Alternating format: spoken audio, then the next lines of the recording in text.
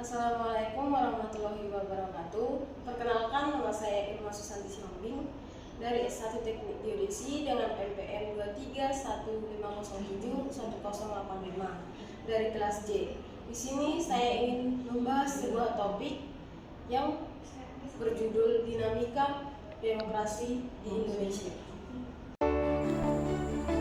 Halo semua, di sini saya akan membahas sebuah topik yaitu dinamika demokrasi di Indonesia.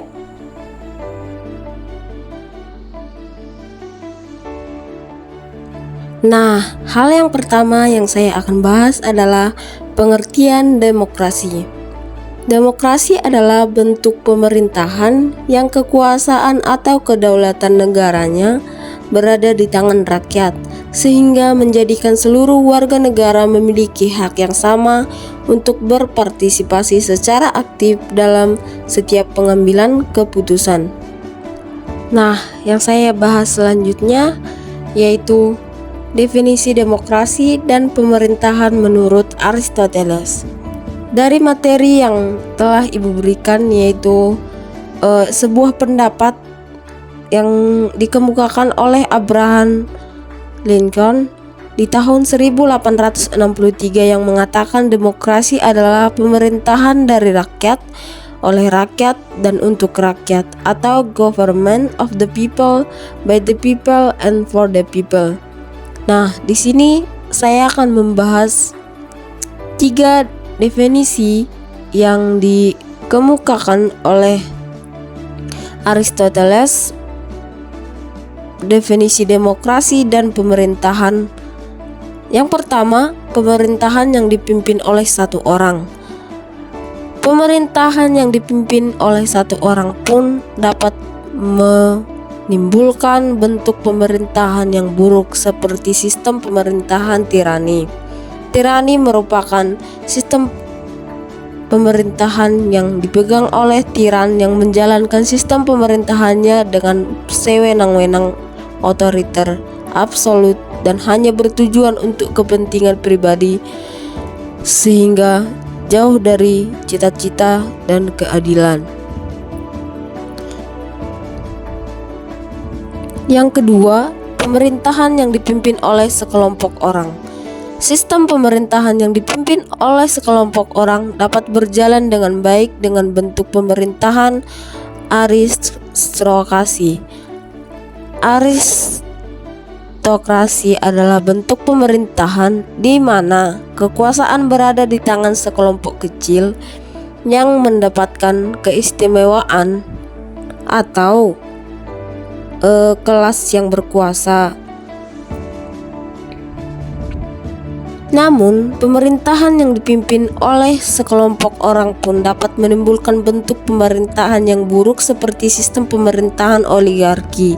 Oligarki adalah struktur kekuasaan yang dikendalikan oleh sejumlah kecil orang yang dapat terkait dengan kekayaan, ikatan keluarga, bangsawan, kepentingan, perusahaan, agama, politik, atau kekuatan militer. Dan yang ketiga yaitu pemerintahan yang dipimpin oleh banyak orang. Sistem pemerintahan yang dipimpin oleh banyak orang dapat berjalan dengan baik dengan pemerintahan demokrasi. Demokrasi adalah bentuk pemerintahan di mana semua warga negaranya memiliki hak yang sama untuk pengambilan keputusan yang dapat mengubah hidup mereka. Seperti yang dikatakan oleh Ibu sama yang dari materi yang pertama itu yaitu sebuah pendapat yang dikemukakan oleh Abraham Lincoln.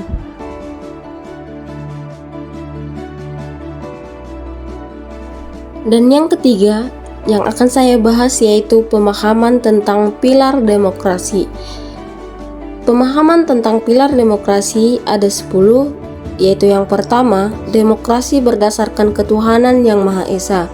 Yang kedua, demokrasi dengan kecerdasan. Yang ketiga, demokrasi yang berkedaulatan rakyat.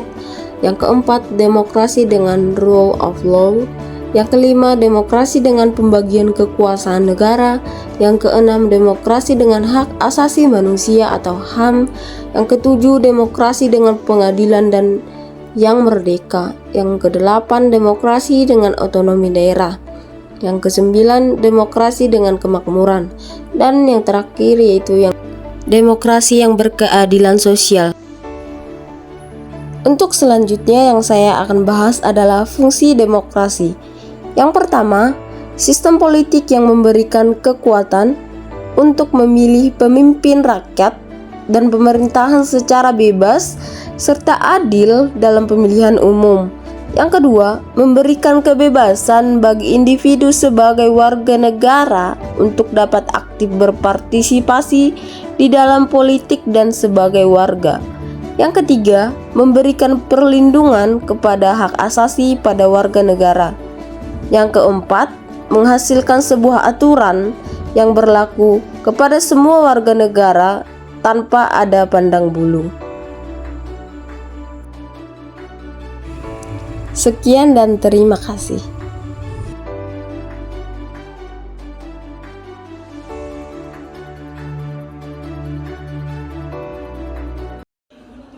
Demikian video yang saya buat tentang dinamika demokrasi di Indonesia. Saya Erna Susanti Sihombing.